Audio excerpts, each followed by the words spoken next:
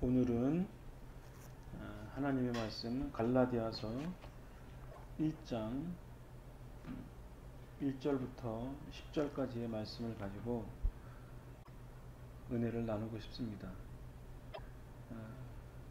갈라디아서는 어떤 곳이냐면 지금의 터키 지역의 중간 부분에 있는 곳이 갈라디아라는 곳입니다. 그래서 위로부터 아래로 이렇게 길쭉하게 되어져 있는데 사도 바울이 갈라디아서 교인들에게 편지를 쓰면서 갈라디아서가 기록되어졌습니다.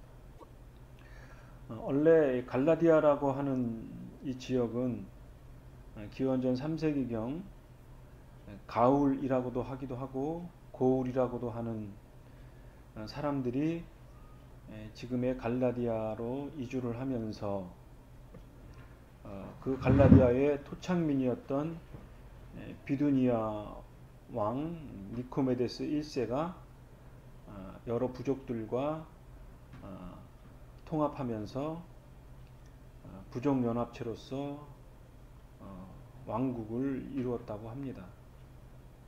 그러던 것이 기원전 25년경에 아민타스 왕이 죽자 로마에 병합이 되어서 갈라디아서 당시에는 로마 제국에 편입되어져 있었고 지금으로 말하면 터키의 수도가 앙카라인데 그 앙카라의 중심지가 갈라디아라고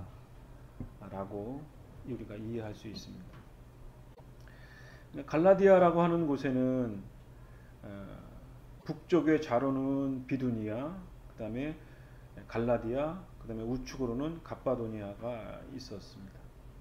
그리고 갈라디아서의 북쪽과 남쪽으로 되어져 있는데 지금의 터키 중앙에는 안디옥이라는 곳이 있었고 그 다음에 이고니온, 더베가 이렇게 있고 그리고 그 밑으로 지중해 연안에는 루스드라와 밤빌리아 지중해 해안가를 이렇게 띄고 있는 곳이 갈라디아라고 하는 곳입니다.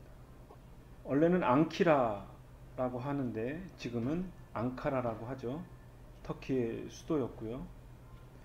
그 다음에 바울의 1차 여행, 2차 여행 그리고 3차 여행 때 아마도 이 사도 바울이 갈라디아서를 기록한 것으로 그렇게 여겨져 있습니다. 대략적으로 AD 50년경에서 60년 이전까지 아마 이 갈라디아서를 기록한 것으로 그렇게 이해되어져 있고 기독교 역사를 보면 갈라디아서가 바울이 썼냐 안 썼느냐 반대하는 학설들이 있긴 있었지만 대부분 지지를 못 받고 대체로 바울이 기록했다라는 것이 정설로 여겨져 있습니다. 주된 내용으로는 또는 다른 복음 이렇게 다른 복음이 갈라디아 교인들에게 유혹되어져서 즉 유대주의자들이 갈라디아 교회에서 율법도 준수해야 한다, 할례도 받아야 하고 하는 그런 내용들에 대해서 논쟁이 되어져서 그렇다면 예수를 믿는 우리 그리스도인들의 신앙의 삶의 형태는 무엇이냐라는 혼란이 왔을 때 사도 바울이 갈라디아서를 기록하면서 율법보다 더 중요한 그리스도의 복음을 따라야 한다. 구약의 율법주의에 현혹되어지지 말자. 그렇게 강조되어져 있는 부분들이 갈라디아서라고 이해할 수 있고 또 그리스도의 은혜와 성령의 인도하심을 따라서 교회의 영적인 공동체를 이루어야 한다라고 하는 내용들로 우리가 이해할 수가 있습니다. 갈라디아서 오늘 첫 번째 시간인데 우리가 좀 말씀을 나누고 싶은 것이 무엇이냐면 첫 번째로는 바울의 인사 1장 1절에 이렇게 기록되어져 있습니다. 사람들이 뽑은 것도 아니고 사람들이 보낸 것도 아니고 예수 그리스도와 그분을 죽은 사람 가운데서 살리신 하나님께서 사도 바울 나를 사도로 삼으셔서 그리고 갈라디아서 성도들에게 편지를 이렇게 씁니다 하는 그런 내용이 담겨져 있습니다.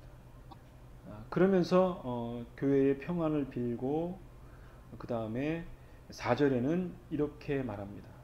예수님께서 하나님 우리 아버지의 뜻을 따라 이 악한 세상에서 우리를 건지시고 우리 죄를 씻기 위해 자기 몸을 바치셨습니다. 아주 짤막한 인사의 내용이지만 여기에 사도 바울이 경계하는 다른 복음과는 다른 하나님의 참된 진리의 말씀, 복음에 대해서 명확하게 말합니다. 다시 한번 읽어드리겠습니다.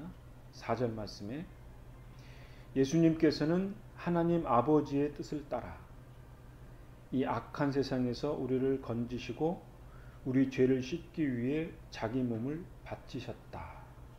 이것이 성경 핵심을 꿰뚫고 있는 복음의 핵심인 거죠. 예수님은 하나님 아버지의 뜻을 철저히 순종했습니다. 하나님의 기쁘신 경륜에 따라서 하나님의 뜻을 완성하시기 위해서 이 땅에 인간의 몸을 입고 오셨습니다.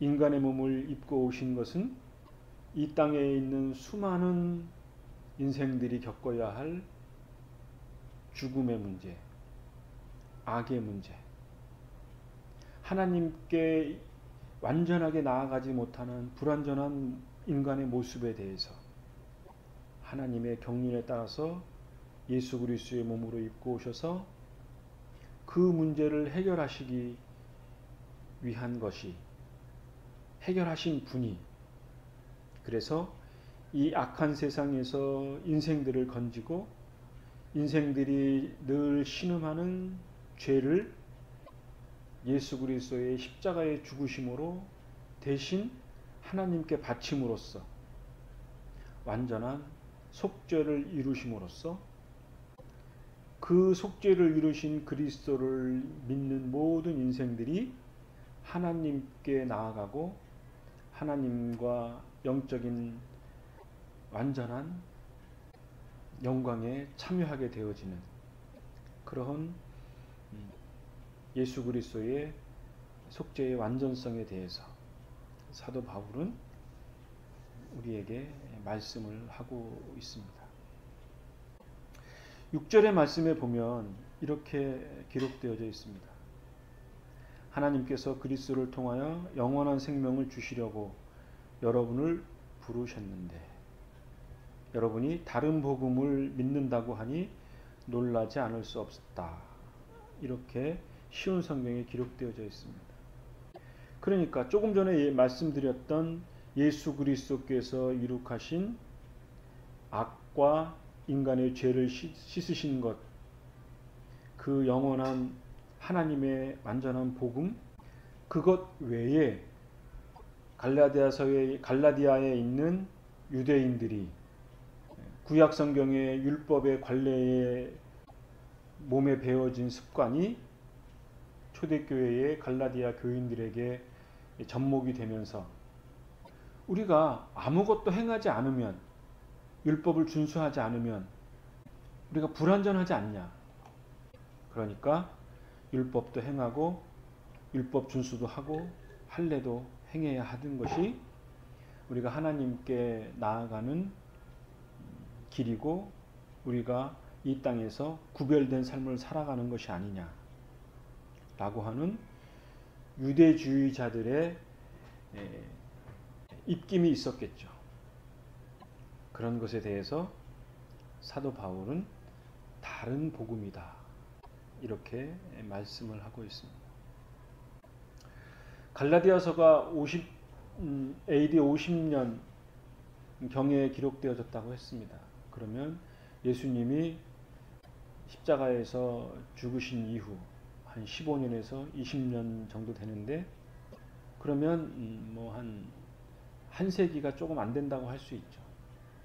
15년, 20년 동안에 교회가 형성이 되면서 원래의 복음과 다르게 변질되어질 수 있다라고 하는 것.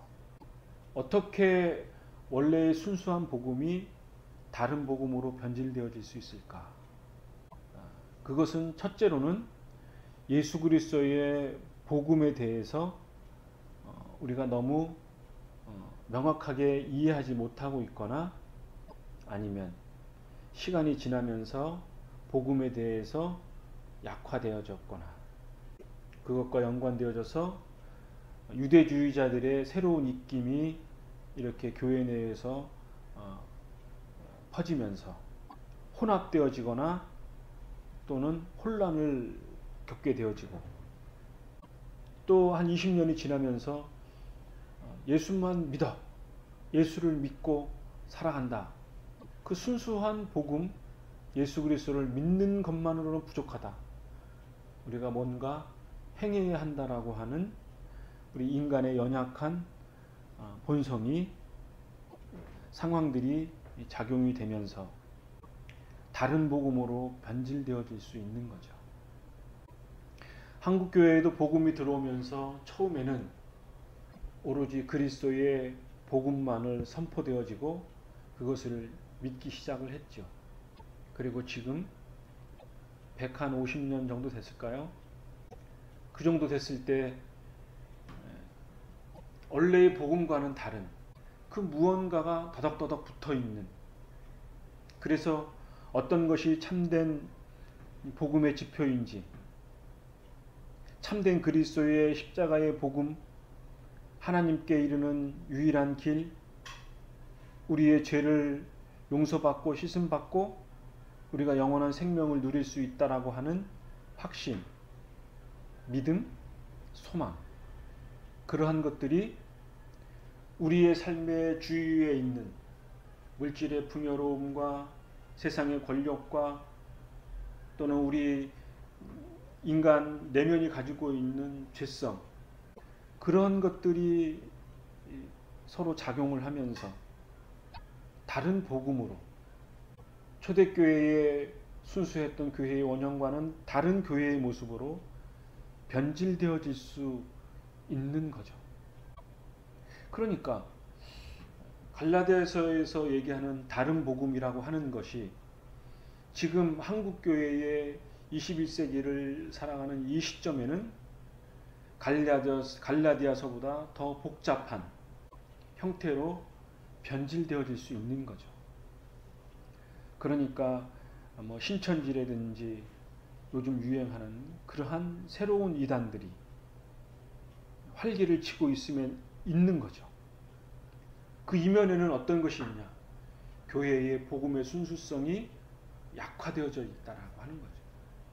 그러니까 교회가 건전하지 못하는 비본질적인 것들에 한눈에 파였을 때, 한기총의 타락한 모습들, 그러한 모습들이 결국은 한국교회의 약화를 가져왔고 새로운 이단들이 활기를 치게 되어지는 부작용이 낮다고 볼 수 있는 거죠. 이럴 때 우리가 복음에 대해서, 참된 복음이 무엇인가에 대해서 우리가 좀 고민해 볼 필요가 있다고 여겨집니다. 요한복음 1장 1절에 보면 태초에 말씀이 계셨습니다. 그 말씀은 하나님과 함께 계셨는데 그 말씀이 곧 하나님이셨다. 그분은 세상이 창조되기 전에 하나님과 함께 계셨고 모든 것이 예수 그리스도를 통해서 지음을 받았다고 했습니다. 4절에는 그분 안에 생명이 있었다 그랬고 그 생명이 세상 사람들을 비추는 빛이 되었다고 했습니다. 그리고 11절 말씀에는 그분은 자기 땅에 오셨으나 그의 백성은 그분을 영접하지 않았다고 했고, 12절에 잘 아는 누구든지 그분을 영접하는 사람, 그분의 이름을 믿는 사람에게는 하나님의 자녀가 되는 자격, 옛날 성경에는 권세를 주셨다고 했습니다. 그러니까 태초부터 계셨던 그리스도가 이 땅에 빛으로 오셔서 많은 사람들이 예수 그리스도를 영접하지 않았지만 그분을 영접하면, 그분의 이름으로 믿으면 하나님의 자녀가 되는 권세, 자격이 주어지는 것. 그래서 요한복음 17장 3절에는 한 분이신 참 하나님과 아버지께서 보낸 자 예수 그리스도를 아는 것이 영원한 생명이다라고 말씀을 하고 있습니다. 뿐만 아니라 요한복음 20장 30절의 말씀에는 예수님께서는 제자들이 있는 곳에서 이 책에 기록되지 않은 다른 표적들도 많이 행하셨습니다.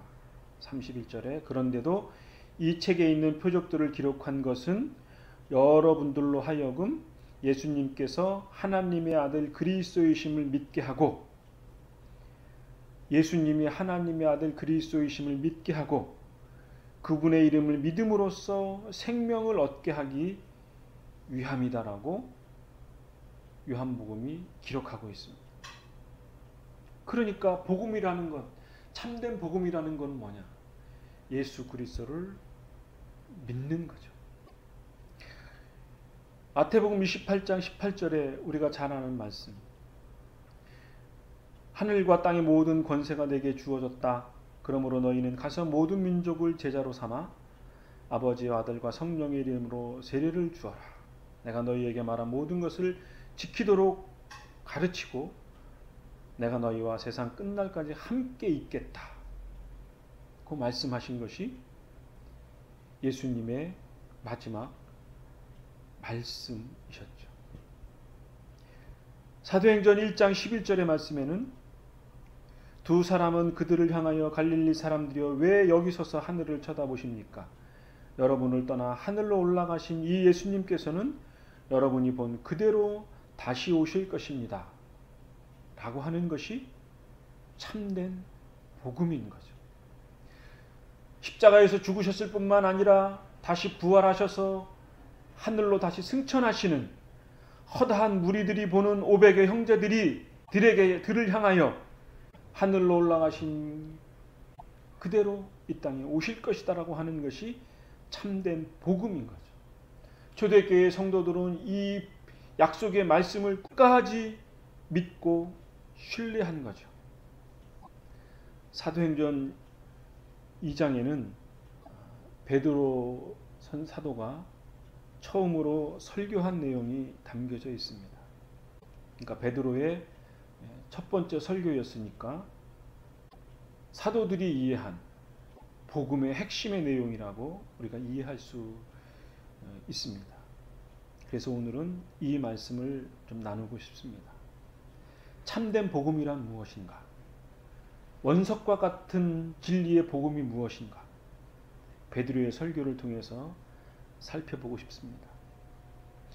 사도행전 2장 14절부터 16절의 말씀에는 베드로 사도가 뭐라 그랬냐면, 지금은 아침 9시밖에 되지 않았는데 이 사람들은 여러분이 생각하는 것처럼 술에 취한 것이 아닙니다. 오늘 일어난 일은 바로 요엘 선지자가 예언한 것이 그대로 이루어진 것입니다. 이렇게 말하면서 마지막 날에 내가 내 영을 모든 사람에게 부어주겠다. 너희 아들과 딸들은 예언할 것이요 너희의 젊은이들은 환상을 볼 것이고 너희의 늙은이들은 꿈을 꿀 것이다. 내가 위로 하늘에서 기이한 일을 아래로 땅 위에서는 표적을 보여줄 것이다. 피와 불과 짙은 연기가 일 것이다. 해가 어두워지고 달이 핏빛으로 변할 것이고 이 일어난 후에는 크고 영광스러운 주님의 날이 올 것이다 라고 요엘 선지자가 성령이 임한 놀라운 역사를 예언한 것이 승천하신 그리스도를 바라보고 기도하는 가운데 성령이 임하고 하나님의 새로운 비전과 꿈과 소망과 초대교회의 능력의 원천인 성령의 역사가 기도하는 가운데에 놀라운 하나님의 역사로 나타나자 예언을 하고 환상을 보고 꿈을 꾸는, 종전에는 이해할 수 없었던 새로운 영적인 현상들이 나타난 거죠. 그러면서 21절에 이렇게 말합니다. 그러나 누구든지 주의 이름을 부르는 사람은 구원을 얻을 것이다. 22절에 이스라엘 백성 여러분, 이 말을 명심해서 들으십시오. 나사렛 사람 예수님은 하나님과 같은 권위를 지니신 분이셨습니다. 하나님께서 예수님을 통해 일으키신 기적과 기이한 일과 표적으로 이 사실을 여러분에게 분명히 보여주셨습니다. 그 모든 일은 여러분 가운데서 일어났으므로 여러분 모두가 잘 아실 것입니다. 이렇게 말하면서 예수님이 악한 사람들에게 의해서 십자가에 못 박혀 죽으셨고, 그리고 하나님께서 그 예수님을 다시 살리셨고, 그리고 죽음의 고통에서 그분을 풀어놓으셨고, 죽음의 예수님을 계속 붙잡아 둘 수 없는, 하나님이 예수님을 다시 살리신 그 십자가의 사건을 다시 상기시키면서 한 가지의 예를 드는 거죠. 그게 뭐냐? 유대인들이 가장 위대하게 여기는 다윗, 그 다윗은 무덤이 있다 이거죠. 그런데 예수님은 무덤이 없다. 왜? 십자가에서 죽었다가 무덤에 묻히셨다가 다시 3일 만에 부활하셨기 때문에. 그러면서 사도행전 2장 29절에 이렇게 말합니다. 형제 여러분, 나는 우리 조상 다윗에 대하여 여러분에게 자신 있게 말씀드릴 수 있습니다. 다윗은 죽어 땅에 묻혔으며 그의 무덤은 오늘날까지 우리 가운데 남아 있습니다. 그러나 그리스도는 무덤이 비어져 있습니다. 부활하신 그리스도를 증거한 사도 바울의 설교인 것입니다. 그러면서 다윗에 대해서 또 하나의 예를 듭니다. 우리가 히브리서를 통해서 말씀을 나눈 것처럼 시편 110편에 하나님, 다윗이 하나님 우편에 앉아 계신 그리스도를 본 것이죠. 그리고 그분이 십자가에서 죽으신 분이고 하나님 우편에 앉아 계신 분이다. 이것을 빗대어서 말씀하고 있습니다. 결론적으로 사도행전 2장 36절에 이렇게 사도 바울은 설교를 맺습니다. 그러므로 모든 이스라엘 백성이 분명히 알아야 할 것이 있습니다. 여러분이 십자가에 못 박은 이 예수님을 하나님께서는 주와 그리스도가 되게 하셨다는 사실입니다. 이렇게 일단락으로 설교를 마무리하고 있습니다. 이스라엘 백성들이 분명히 알아야 할 것이 뭐냐? 이스라엘 백성들이 들어야 할 복음이 뭐냐? 이방인들이 들어야 할 복음이 무엇이냐? 그것은 여러분들이 십자가에 못 박은 이 예수님을 하나님께서 우리의 주인이 되게 하시고 예수님이 그리스도가 되게 하셨다는 사실, 예수님이 그리스도가 되셨다라고 하는 사실, 구약에 예언된 그 예언의 말씀이 완전히 완성되어졌다는 사실, 그것이 우리에게 복음이라고 말씀하고 있습니다. 이 완전하신 그리스도만으로 우리는 부족한 것이 없고 하나님께 이르는 유일한 길이고 질이고 생명이 되는 거죠. 이것 외에 다른 것을 첨부하는 것, 다른 것이 필요하다고 생각하는 것, 그것은 다른 복음, 변질된 복음이 되는 것입니다. 유대인들이 여겼던 구약의 율법을 쫓는 것도 다른 복음이 되는 것입니다. 그리스도를 믿는 것 외에는 다른 복음이 없는 것입니다. 이 믿음을 갖고 살아가는 저와 여러분의 삶이 되어지기를 간절히 바랍니다. 기도하겠습니다.